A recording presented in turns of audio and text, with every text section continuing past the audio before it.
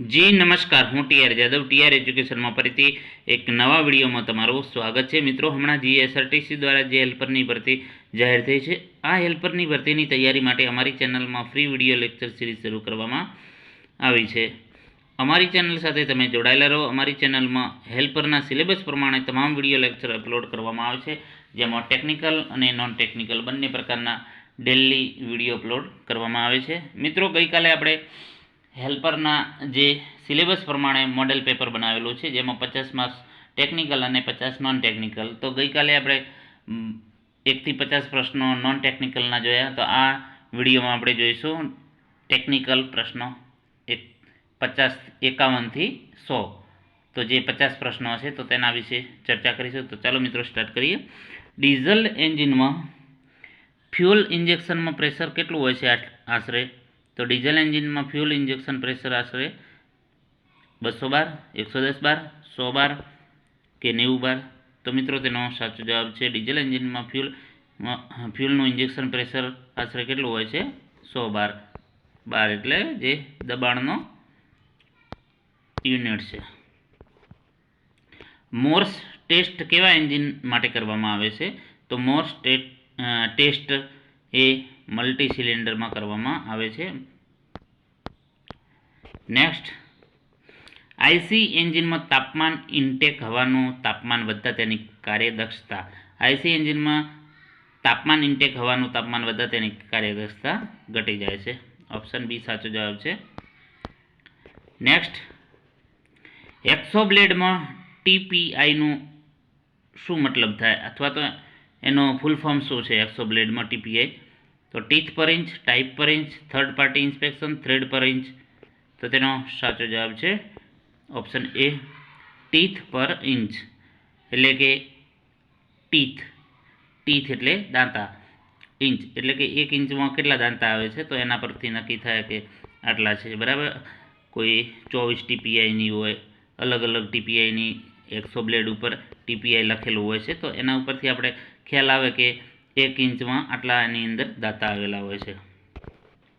એના પછી વાત કરીશું માઇક્રોમીટરની લિસ્ટ કાઉન્ટ કેટલું હોય છે? તો માઇક્રોમીટરનું લિસ્ટ કાઉન્ટ, તો તેનો સાચો જવાબ છે option B, 0.01 mm. Least count એટલે લઘુત્તમ માપ લેવાની એની ક્ષમતા. એન્જિનિયરિંગ સ્ટીલ રૂલની લિસ્ટ કાઉન્ટ કેટલી હોય છે? તો એન્જિનિયરિંગ સ્ટીલ રૂલની લિસ્ટ કાઉન્ટ હોય છે 0.5 mm. તેનાથી તમે ચોકસાઈ 0.5 mm સુધી તમે માપ લઈ શકો. નીચેનામાંથી કયું કંડક્ટર છે? રબર, માઇકા, ઝીંક. તો મિત્રો, તેનો સાચો જવાબ છે સી, ઝીંક. કંડક્ટર એટલે જેમાંથી વિદ્યુત પ્રવાહ સહેલાઈથી પસાર થઈ શકે તેને કંડક્ટર તરીકે ઓળખવામાં આવે છે. વાહક, જેને ગુજરાતીમાં આપણે વાહક તરીકે ઓળખીશું. સેમી કંડક્ટર એટલે કે અર્ધવાહક.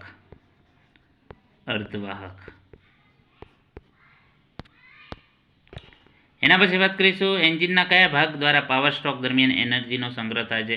Flywheel, crankshaft, camshaft, vibration damper. તો એન્જિનના કયા ભાગ દ્વારા પાવર સ્ટ્રોક દરમિયાન એનર્જી? તો તેનો સાચો જવાબ છે ફ્લાયવ્હીલ. ફ્લાયવ્હીલ શું કરે છે? એનર્જીનો સંગ્રહ કરે છે. એના પછી વાત કરીશું સામાન્ય રીતે પિસ્ટન રિંગ કયા મટીરિયલમાંથી બનેલી છે? કાસ્ટ આયર્ન, ચાંદી, કોપર, બ્રાસ. તો તેનો સાચો જવાબ છે પિસ્ટન રિંગ કાસ્ટ આયર્નની બનેલી હોય છે.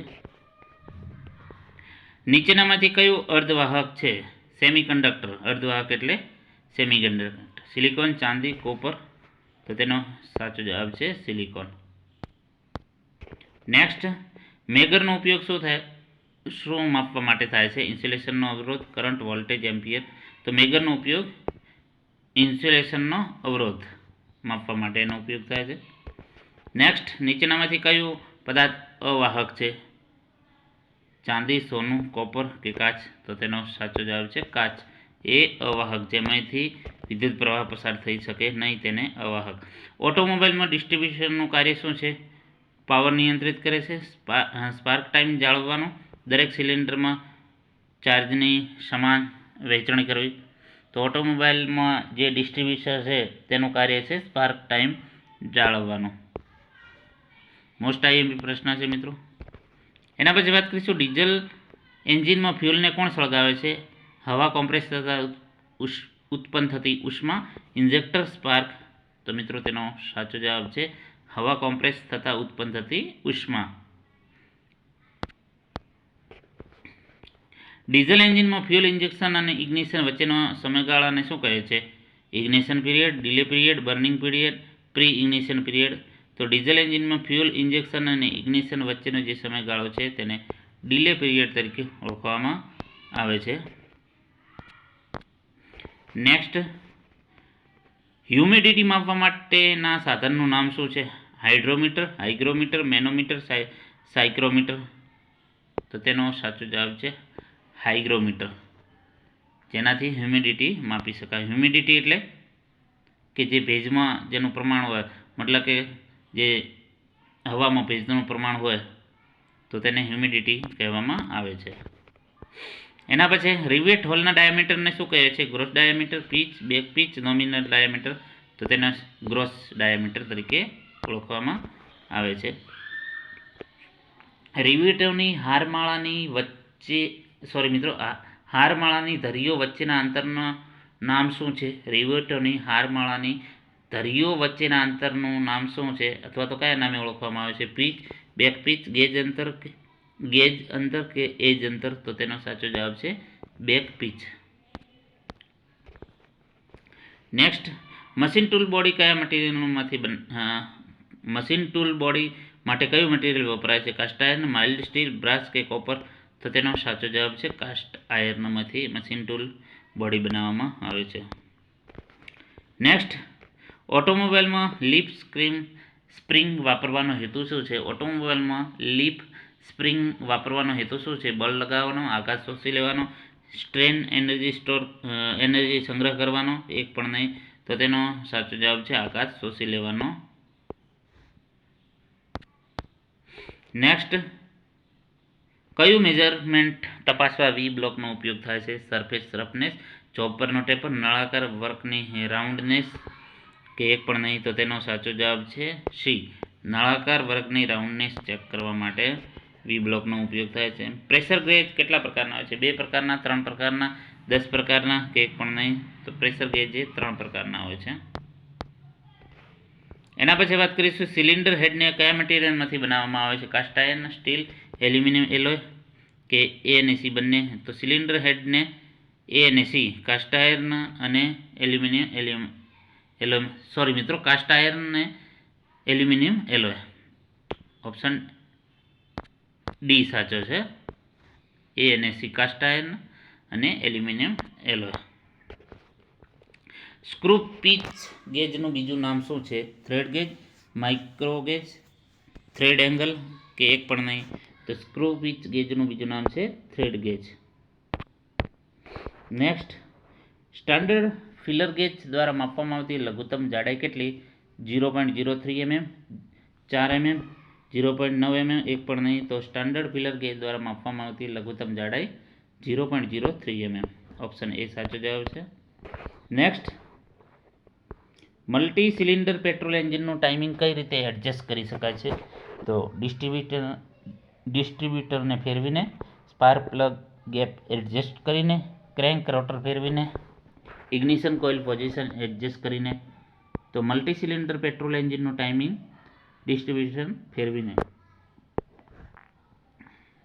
તો તેનો ઓપ્શન એ સાચો જવાબ છે, ડિસ્ટ્રીબ્યુટરને ફેરવીને. નેક્સ્ટ, એસઆઈ યુનિટમાં દબાણનો એકમ જણાવો. પાસ્કલ, પાઉન્ડ, મીટર કે કિલોગ્રામ. તો એસઆઈ યુનિટમાં દબાણ પ્રેશરનો એકમ પાસ્કલ છે. નેક્સ્ટ, ડાયનેમો કઈ પરિસ્થિતિમાં બેટરીને વધુ ચાર્જ કરે છે? Low engine speed, high engine speed, high engine torque, low engine torque. તો તેનો સાચો જવાબ છે હાઈ એન્જિન સ્પીડમાં વધુ બેટરી ચાર્જ કરશે. નેક્સ્ટ, માઇક્રોમીટર કયા સિદ્ધાંત પર કાર્ય કરે છે? નટ અને બોલ્ટ, રેક અને પિનિયન, એક જ માપનું 2 સ્કેલમાં વિભાજન. તો માઇક્રોમીટર જે છે એ નટ અને બોલ્ટના સિદ્ધાંત પર કાર્ય કરે છે. નેક્સ્ટ, ડીસી પાવરની ફ્રીક્વન્સી કેટલી હોય છે? 50 હર્ટ્ઝ, 100 હર્ટ્ઝ, 0 હર્ટ્ઝ અને 60 હર્ટ્ઝ. તો ડીસી પાવરની ફ્રીક્વન્સી 0 હર્ટ્ઝ હોય છે. એસીની ફ્રીક્વન્સી જણાવજો કેટલા હોય છે. એસી પાવરની ફ્રીક્વન્સી પ્રશ્ન આવી ગયો છે. એસી પાવરની ફ્રીક્વન્સી કેટલી હોય છે? 100 હર્ટ્ઝ, 50 હર્ટ્ઝ, 60 હર્ટ્ઝ, 0 હર્ટ્ઝ. તો તેનો સાચો જવાબ છે 50 હર્ટ્ઝ. નેક્સ્ટ, બેટરીની ક્ષમતા કઈ રીતે દર્શાવવામાં આવે છે? એમ્પિયર અવર રેટિંગ, વોલ્ટેજ અવર રેટિંગ, એમ્પિયર રેટિંગ, વોલ્ટેજ અવર રેટિંગ. તો તેનો સાચો જવાબ છે એમ્પિયર અવર રેટિંગ. નેક્સ્ટ, એસઆઈ પદ્ધતિમાં લંબાઈનો એકમ જણાવો. મીટર, સેન્ટીમીટર, કિલોમીટર કે મિલીમીટર. તો એસઆઈ પદ્ધતિમાં લંબાઈનો એકમ છે મીટર. નેક્સ્ટ, એફઆઈ પંપ અને ફ્યુલ ઇન્જેક્ટરને જોડતી ફ્યુલ પાઇપોને શું કહેવામાં આવે છે? Leak of pipe, overflow pipe, high pressure pipe, flexible pipe. તો એફઆઈ પંપ અને ફ્યુલ ઇન્જેક્ટરને જે જોડતી પાઇપો છે એને હાઈ પ્રેશર પાઇપ તરીકે ઓળખવામાં આવે છે. High pressure pipe. Next, riveting અને ચીપિંગ માટે કઈ હેમર હથોડીનો ઉપયોગ થાય છે? Sledge hammer, ball peen hammer, mallet, claw hammer. તો રિવેટિંગ અને ચીપિંગ માટે બોલપેન હેમરનો ઉપયોગ થાય છે. નેક્સ્ટ, એન્જિનમાં સ્ટ્રોક એ શું છે? કનેક્ટિંગ રોડની લંબાઈ, ટીડીસી અને બીડીસી વચ્ચેનું અંતર, સિલિન્ડરમાં રહેલા હવાનો જથ્થો, સિલિન્ડરનો અંદરનો વ્યાસ. તો એન્જિનમાં સ્ટ્રોક એ ટીડીસી અને બીડીસી વચ્ચેનો અંતર, જેને સ્ટ્રોક તરીકે ઓળખવામાં આવે છે. નેક્સ્ટ, એમકેએસ માપન પદ્ધતિમાં એમ એટલે શું? માઇક્રોન, મિલીમીટર, મીટર કે માઇલ. તો એમકેએસ પદ્ધતિમાં એમ એટલે મીટર. નેક્સ્ટ, માઇલ્ડ સ્ટીલમાં કાર્બન આશરે કેટલા ટકા હોય છે? 0.25%, 0.3%, 0.5%, 4%. તો તેનો સાચો જવાબ છે 0.25% હોય છે કાર્બન માઇલ્ડ સ્ટીલમાં. Next, petrol engine suction stroke દરમિયાન શું ખેંચે છે? માત્ર હવા, પેટ્રોલ અને હવાનું મિશ્રણ. આપેલ એક પણ નહીં. તો પેટ્રોલ એન્જિન સક્શન સ્ટ્રોક દરમિયાન પેટ્રોલ અને હવાનું મિશ્રણ. નેક્સ્ટ, ખૂણો દોરવા માટેનું કયું સાધન વાપરવામાં આવે છે? કોણ માપક, ફૂટપટ્ટી, પેન્સિલ કે ટી સ્ક્વેર. તો ખૂણો દોરવા માટે જે વપરાય છે એને કોણ માપક તરીકે ઓળખવામાં આવે છે. ઓપ્શન એ સાચો જવાબ છે. નેક્સ્ટ, વેલ્ડિંગમાં ડિસ્ટોર્શન થવાનું કારણ શું છે? વેલ્ડરનું ઓક્સિડેશન, અયોગ્ય ક્લેમ્પિંગ પદ્ધતિ, અયોગ્ય ઇલેક્ટ્રોન દ્વારા વેલ્ડિંગ, વધુ પડતો કરંટ રાખીને વેલ્ડિંગ. તો વેલ્ડિંગમાં ડિસ્ટોર્શન થવાનું કારણ અયોગ્ય ક્લેમ્પિંગ પદ્ધતિ છે. નેક્સ્ટ, સીટીન નંબર કોનું માપ છે? ઇગ્નિશન ગુણવત્તા, ફ્યુલની કેલોરીફિક વેલ્યુ, ઓટો ઇગ્નિશન તાપમાન. એક પણ નહીં. તો સીટીન એ ઇગ્નિશન ગુણવત્તા બતાવે છે. એના પછી ગિયર બોક્સનો ઉપયોગ કરવાનું કારણ શું? ટોર્ક ઉત્પન્ન કરવા, સિસ્ટમની એફિશિયન્સી વધારવા, સિસ્ટમને બેલેન્સ રાખવા, વેરિયેબલ ઝડપ મેળવવા. તો તેનો સાચો જવાબ છે વેરિયેબલ ઝડપો મેળવવા માટે. નેક્સ્ટ, બેન્ચ વાઇસના સ્ક્રૂના આટા કયા પ્રકારના હોય છે? એકમે આટા, બટ્રેસ આટા, મેટ્રિક્સ. એક પણ નહીં. તો બેન્ચ વાઇસના સ્ક્રૂના આટા એકમે આટા જેવા હોય છે. નેક્સ્ટ, મોટર કારમાં સામાન્ય રીતે કયા પ્રકારની બ્રેક સિસ્ટમ વપરાય છે? મોસ્ટ આઈએમપી પ્રશ્ન છે. હેન્ડ બ્રેક, શુ બ્રેક, ઇન્ટરનલ એક્સપેન્ડિંગ બ્રેક. ઉપરમાં એક પણ નહીં. તો તેનો સાચો જવાબ છે ઇન્ટરનલ એક્સપેન્ડિંગ બ્રેક. સોરી મિત્રો. નેક્સ્ટ, લીફ સ્પ્રિંગના સૌથી લાંબા લીફનું નામ શું અપાય છે? Lower leaf, master leaf, upper leaf. એક પણ નહીં.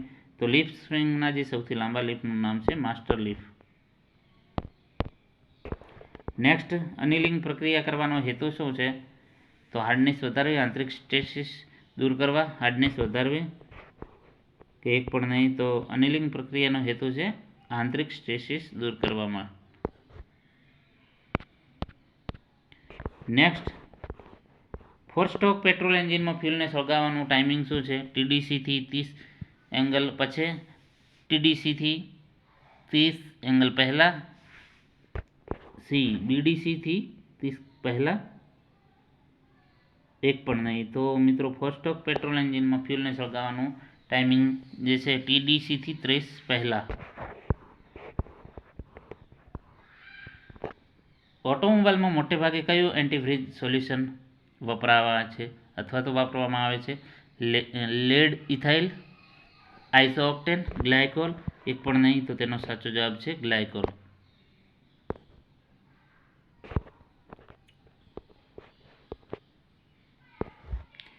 એના પછી વાત કરીશું, સામાન્ય રીતે ન્યુટ્રલ વાયર કયા કલરના ઇન્સ્યુલેશનમાં હોય છે? પીળો, લાલ, કાળો, લીલા? તો સામાન્ય રીતે ન્યુટ્રલ વાયર જે છે એ કાળા કલરમાં હોય છે ઇન્સ્યુલેશન. નેક્સ્ટ, તો મિત્રો આ જે ટોટલ 51 થી 100 પ્રશ્નો હતા, જે સંપૂર્ણ પેપર સોલ્યુશન થઈ ગયું, ટેકનિકલ અને નોન ટેકનિકલ બંને પ્રકારનું.